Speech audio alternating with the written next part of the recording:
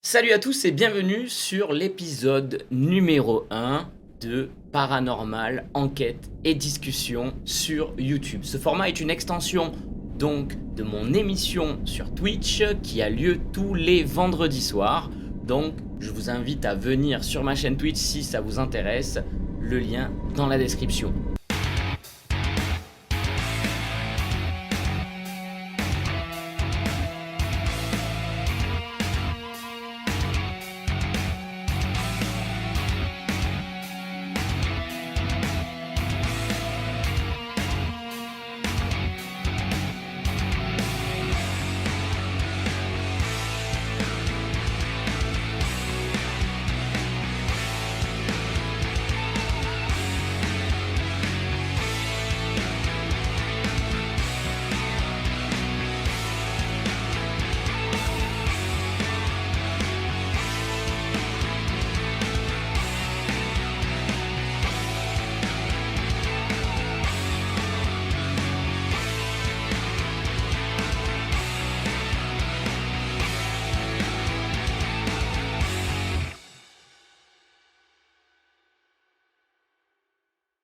Si vous appréciez les formats sur le paranormal, n'hésitez pas à vous abonner à cette chaîne et merci de lâcher un petit pouce bleu et puis une petite réaction en commentaire aussi, ça me fait plaisir, merci beaucoup. Ce format est ouvert à tous. Que vous soyez sceptique ou sensible au paranormal, la seule chose que je vais vous demander, c'est donc de rester ouvert d'esprit et de ne pas être catégorique. Je vais vous présenter un premier chapitre sur les sirènes et vous allez donc pouvoir suivre ma propre enquête sur le sujet. Puis un deuxième chapitre où vous allez pouvoir debunk avec moi des vidéos de sirènes que j'ai trouvées sur internet et qui auraient été aperçues dans la nature. Je vous invite donc à partager vos avis en commentaire afin de créer un échange de connaissances.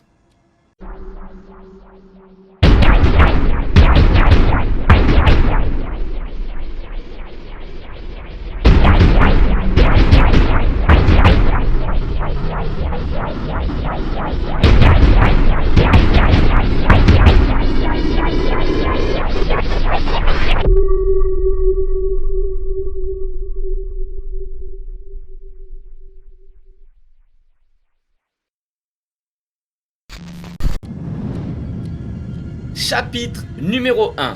Les sirènes. La tradition homérique nous décrit les sirènes comme des divinités de la mer, qui vivent à l'entrée du détroit de Messine en Sicile. Ce seraient donc des musiciennes dotées d'un talent exceptionnel. Elles séduisaient les navigateurs qui étaient attirés par leur chant. Elles jouaient avec des lyres et des flûtes et les marins perdaient le sens de l'orientation. Fracassant leurs bateaux sur les récifs, les marins étaient donc dévorés par les sirènes.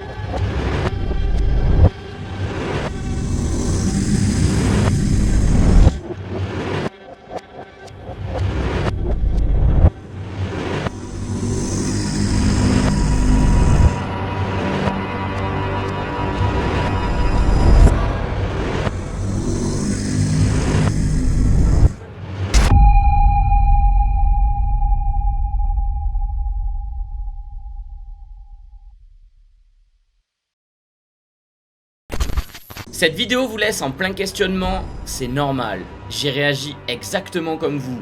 Au début, j'ai donc décidé d'aller faire mes propres recherches. Voici donc les premières explications. Au début des années 50, le géologue et prêtre jésuite Jean Fontana, originaire de la Haute-Provence, a trouvé des squelettes pétrifiés nommés Hydropithecus et dont la morphologie rappelle les sirènes de la mythologie. Cette étonnante découverte paléontologique bouleverse la théorie de l'évolution. Fontana poursuit ses recherches localisant d'autres fossiles d'Hydropithèque. C'est en 1947 que le père Jean Fontana, qui enseigne les sciences naturelles au petit séminaire, découvre dans la vallée du Besse 3 fossiles anthropomorphes datant du Miocène. Ces restes d'Hydropithèque éclairent d'un jour nouveau et de manière inattendue la thèse longtemps débattue en faveur de l'existence d'un ancêtre aquatique des hominidés. Ce n'est que très récemment qu'une équipe de chercheurs dégagea de nouveau les sirènes, qui comptent désormais parmi les trésors paléontologiques de la région. Pour voir les spécimens sur site, nous vous conseillons de vous munir de jumelles et de chaussures de randonnée afin de faciliter votre exploration qui vous conduira sur les pas de l'abbé Jean Fontana. À traverser un pont de singe, à escalader des rochers, à pénétrer dans une grotte. Artiste contemporain catalan, Juan Fontcuberta a connu pendant sa jeunesse la dictature franquiste et avec elle la censure et la falsification de l'information. Diplômé en sciences de l'information, théoricien, critique, historien et professeur, il questionne dans son travail toutes les formes prétendues vérité.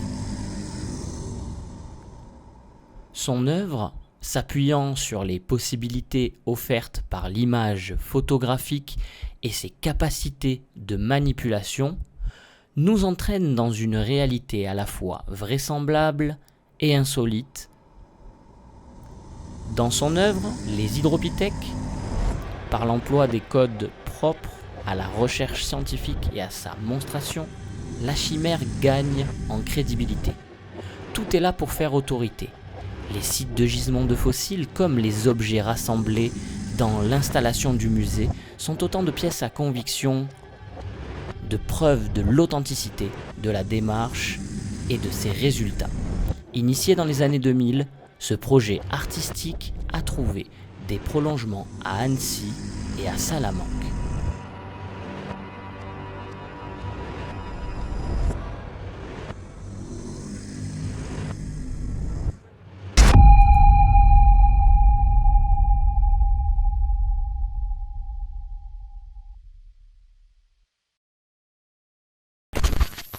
Eh oui, Juan Fontcuberta y Vila est un photographe plasticien contemporain espagnol d'origine catalane. Ses œuvres sont exposées au MoMA de New York et au Centre national d'art et de culture Georges Pompidou à Paris. Il créera des chimères en tout genre. Mais ne parlait-on pas de sirènes avant les œuvres de Fontcuberta ? Je vous propose un exemple. N'avez-vous jamais vu de film où les animaux parlent ? Est-ce que pour autant nous allons remettre en question l'existence de ces animaux ? Pour moi, ce n'est pas parce qu'il y a fiction que ça décrédibilise le paranormal. Bien au contraire. Je me dis toujours que rien ne sort de nulle part, même pas un scénario de film. Donc, comme rien ne sort de nulle part, selon vous, pourquoi parle-t-on de sirènes aujourd'hui ? Pourquoi y a-t-il des vidéos et des témoignages sur le sujet ? Est-ce que finalement, une espèce hybride entre humain et poisson n'est-il pas si fou de l'imaginer exister ?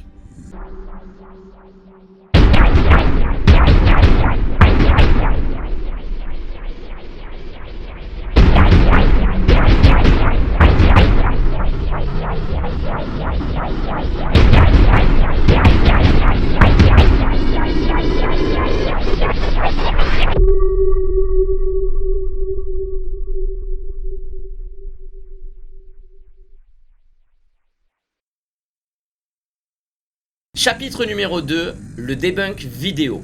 Nous allons voir 4 vidéos et pour chacune d'elles, nous allons debunk et exprimer notre ressenti. J'ai toujours pensé qu'un seul avis sur le debunk restait prétentieux car notre sensibilité au paranormal est bien différente suivant les individus. Ceux qui peuvent être sensibles aux extraterrestres et aux ovnis peuvent ne pas l'être pour tout ce qui est fantomatique et inversement. En ce qui concerne les sirènes, je sais que beaucoup vont rapprocher ce sujet à de la cryptozoologie, ce qui va le rendre beaucoup plus crédible aux yeux de certains, bien sûr. Alors ici, restons ouverts d'esprit, puis évitons les fakes, pas fake, et exprimons notre sensibilité en pourcentage entre 1 et 99%. Car nous ne sommes pas les maîtres du monde et nous n'avons pas réponse à tout, donc 1% pour le bénéfice du doute n'est pas cher payé. D'autant plus que vous n'étiez pas sur place et que vous n'avez ni posté ni tourné la vidéo que vous regardez. Afin d'y voir clair, je vous propose une technique de debunk en 3 étapes. Première étape, remarquez le contexte vidéo. Pourquoi la vidéo existe. Deuxième étape, remarquez le contexte comportemental. Comment vont se comporter les êtres vivants sur la vidéo, les humains comme les animaux. Et enfin, en troisième temps seulement, le contenu paranormal. Comment, dans un sens comme dans un autre, les choses seraient possibles. Je vais moi-même essayer de rester le plus neutre possible en apportant des arguments et des contre-arguments sur les idées paranormales et les idées rationnelles. Et comme je le dis toujours, tout ce qui à l'époque qui était de la sorcellerie est une science d'aujourd'hui. Tout ce qui est aujourd'hui du paranormal sera une science de demain. Voici la première vidéo.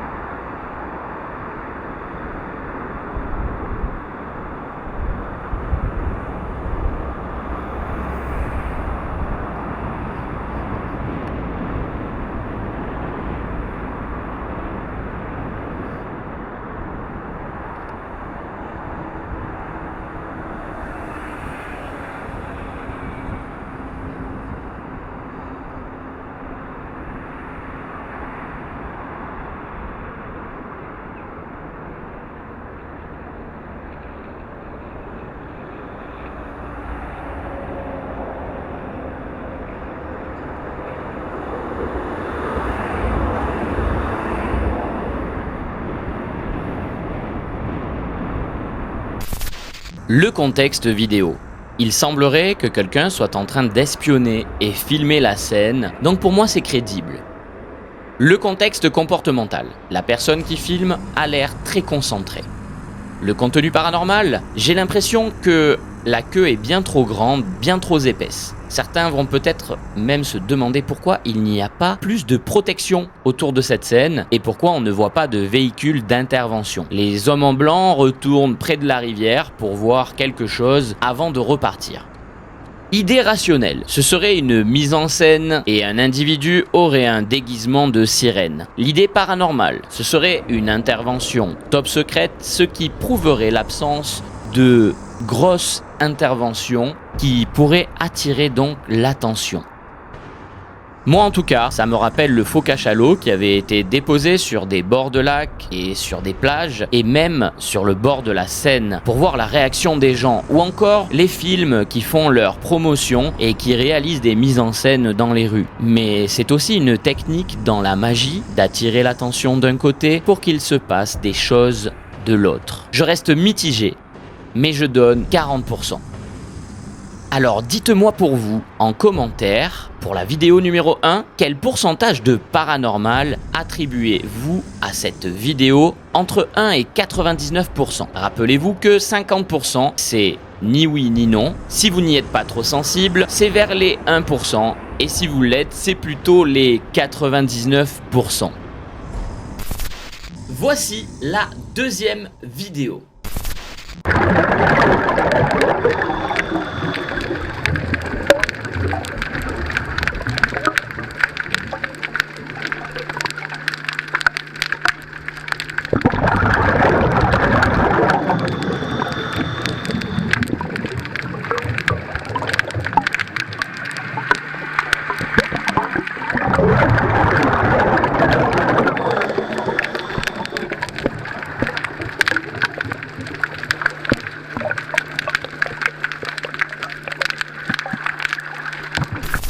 Contexte vidéo. Une personne filmant sous l'eau la faune et la flore, donc c'est crédible. Contexte comportemental. Je trouve que la personne est étonnamment calme, comme si elle voyait des sirènes tous les jours. Puis, si on compte qu'une sirène c'est comme une créature, donc moitié humaine et moitié animale, je ne la trouve pas assez curieuse face aux nageurs. Le contenu paranormal peut se référer à de la cryptozoologie. L'idée rationnelle, bien sûr un déguisement et une petite mise en scène avec une personne qui nagerait depuis la pénombre des profondeurs. L'idée paranormale est si cet individu venait à la rencontre de sa sirène tous les jours et qu'ils seraient tous les deux habitués à se croiser, alors aucune surprise, ni pour un, ni pour l'autre. Mon avis, c'est que ça me fait surtout penser aux attractions dans les aquariums avec des filles déguisées en sirènes. Donc, pour moi, rien de paranormal dans celle-ci, je dirais 1%. Mais je rappelle que ce n'est que mon avis. Dites-moi, s'il vous plaît, pour la vidéo numéro 2, quel pourcentage de paranormal vous attribuez à cette vidéo entre 1 et 99%. Voici la troisième vidéo.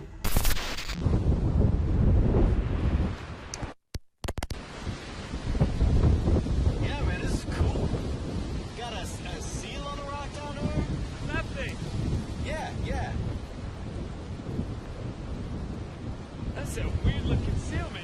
Are you filming this? Yeah. How do you, where's the zoom on this? Yeah, it's that button. Oh, there, I got it. I got it. I don't think it's a seal, man.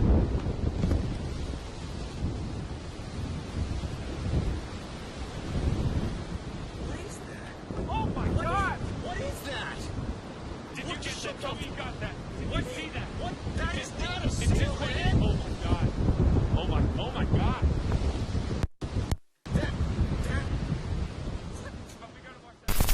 Contexte vidéo. Il voit quelque chose d'étrange et il le filme. Pour moi, c'est crédible. Contexte comportemental, je trouve les deux personnes relativement calmes, mais nous avons tous des comportements différents face aux situations étranges. Cependant, ils ont l'air tout de même surpris et ne sont pas dans l'excès. Alors dites-vous une chose, s'ils avaient surjoué la scène, est-ce que vous auriez dit que c'était pas trop? Bref, c'est pas très clair.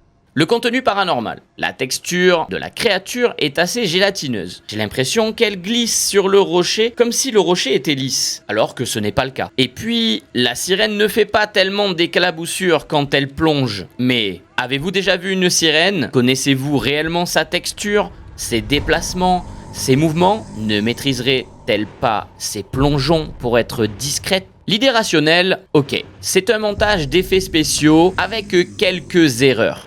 L'idée paranormale, nous ne connaissons pas vraiment les sirènes et nous ne savons pas à quoi elles ressemblent. Elle a tout de même tourné la tête et regardé qui était là derrière elle avant de repartir. Mon avis, c'est que c'est probablement un montage vidéo. Je dirais 30%, simplement car je suis presque convaincu et que malgré que j'ai un très bon niveau en vidéo et effets spéciaux, je n'ai quand même pas les compétences pour le faire. D'ailleurs, si je les avais, mon pourcentage serait sûrement plus bas. Enfin, ou pas. Dites-moi, pour la vidéo numéro 3, quel pourcentage de paranormal vous attribuez à cette vidéo entre 1 et 99%. Voici la 4e et la dernière vidéo de ce debunk.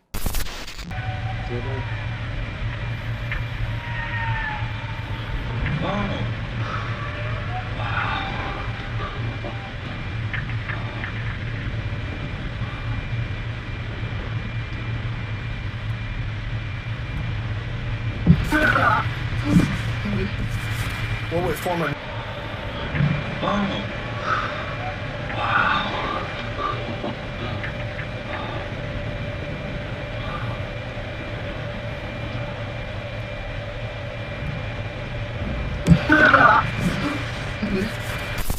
Contexte vidéo. Quelqu'un qui se filme dans un endroit un peu insolite comme un submersible, ça ne me choque pas. Je dirais que c'est crédible. Contexte comportemental. Le comportement du jeune garçon est instantané et pour jouer ça à l'avance, pour ensuite créer un montage ou autre, me semble pas si facile.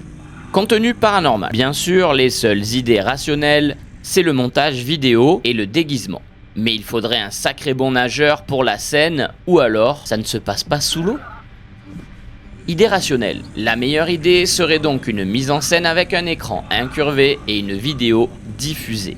Idée paranormale. Une réelle créature se serait jetée sur le submersible sans savoir que c'en était un et aurait été effrayée par la lumière et surtout d'avoir vu des humains à l'intérieur.